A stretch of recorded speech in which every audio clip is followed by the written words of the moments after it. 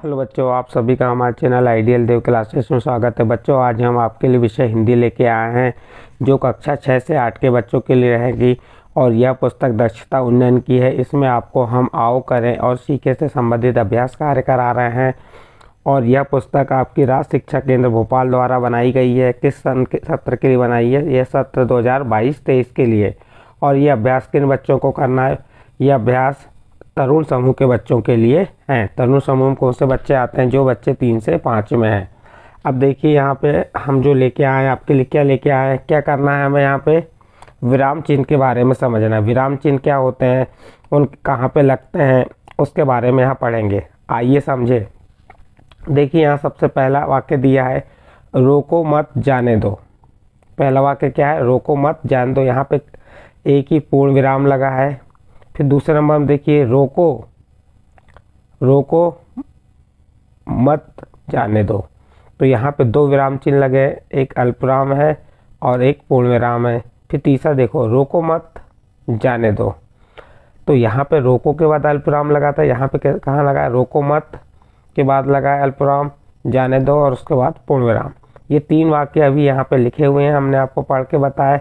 अब इनके बारे में नीचे बताते हैं। देखिए, पहले वाक्य का आशय स्पष्ट नहीं है। जो हमने जो रोको मत जाने दो लिखे हैं, इस वाक्य का अर्थ स्पष्ट नहीं है। दूसरे वाक्य में रोकना चाहा गया है।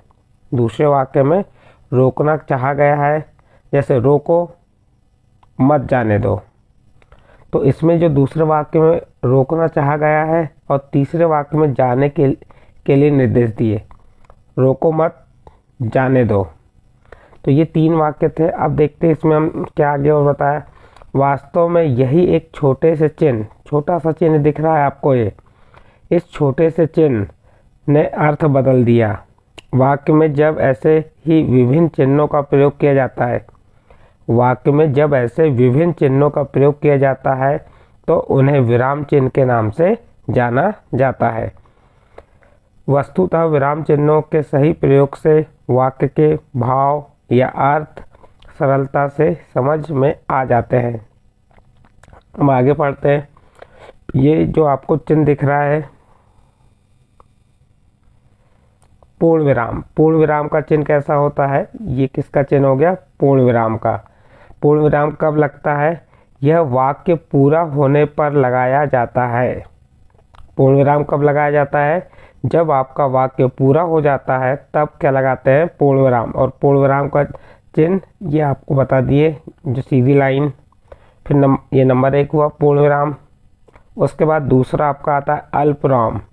अल्पविराम का चिन्ह ये देखिए इस टाइप से बनता है और ये कहाँ लगता है? यह वाक्य के बीच में कुछ समय रुकने के लिए लगाते हैं।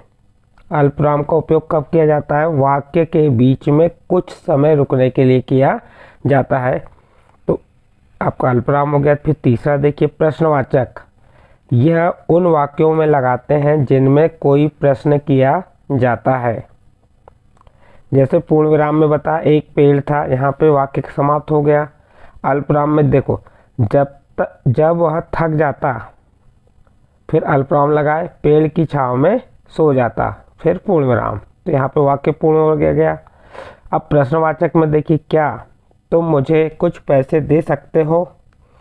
तो ये पूर्ण विराम का चिन्ह लगा देंगे इस टाइप से। यहाँ प्रश्न किया गया, कैसे मालूम हुआ कि प्रश्न किए? यहाँ पे क्या आ गया, कौन आ गया, इस टाइप से जो आते हैं वहाँ पे आपको किसका उपयोग करना है? प्रश्नवाचक चिन्ह का। विस्मयबोधक क्या होता है? आश्चर्य संबोधन, प्रसन्नता, घृणा आदि मनोभाव को बताने के लिए कौन से चिन्ह लगते हैं?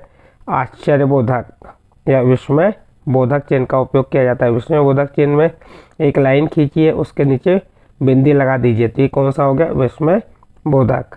फिर इसके बाद योजक। योजक का उपयोग कहाँ करते हैं? तुलना करते समय, समास के बीच में या 2 समान शब्दों के बीच में लगाते हैं। जैसे अच्छा बुरा के बीच में ये जो चिन्ह लगा, ये कौन सा चिन्ह कहलाता है? योजक चिन्ह कहलाता है। फिर उसके बाद देखिए बहुत सी, तो यहाँ पे कौन सा चिन्ह है? योजक चिन्ह है। माता पिता, उनके बीच में कौन सा चिन्ह लगता है? योजक चिन्ह। और ये बारी बारी। इस प्रकार से योजक चिन्ह कहाँ लगता है ये बताया आपको हमने। चलिए अब आगे देखते हैं आगे क्या दिया हुआ है। अभ्यास 256। अभ्यास 256 में क्या बताया है, पढ़िए और लिखिए विराम। तो अब आप इसे पढ़ना है और लिखना है। वाक्य पूरा होने पर, वाक्य पूरा होने पर कौन सा चिन्ह लगता है, पूर्ण विराम। और ये पूर्ण विराम का चिन्ह हो गया, ये पूर्ण विराम का चिन्ह हो गया। फिर नंबर 2 क्या दिया, वाक्य के बीच में क्या लगता है, अल्पविराम। और अल्पविराम का चिन्ह इस टाइप से बनाते हैं और यहाँ लिख देंगे अल्पविराम। तो वाक्य के बीच में कौन सा चिन्ह लगता है, अल्पविराम। फिर इसके बाद प्रश्न पूछने पर प्रश्नवाचक चिन्ह बना देंगे और प्रश्नवाचक लिख देंगे। फिर इसके बाद देखिए किसी के कथन पर कौन सा चिन्ह लगता है, विस्मय बोधक। और 2 शब्दों को जोड़ने के लिए योजक चिन्ह का उपयोग किया जाता है। तो इस प्रकार से यहाँ पे हमने चिन्ह बना दिए और उनके नाम यहाँ पे बता दिए। आपका यहाँ पे अभ्यास 256 कंप्लीट हुआ। नेक्स्ट आगे देखते हैं, उचित विराम चिन्ह का लगाकर वाक्य पूरा करें। इसमें हमको क्या करना है, उचित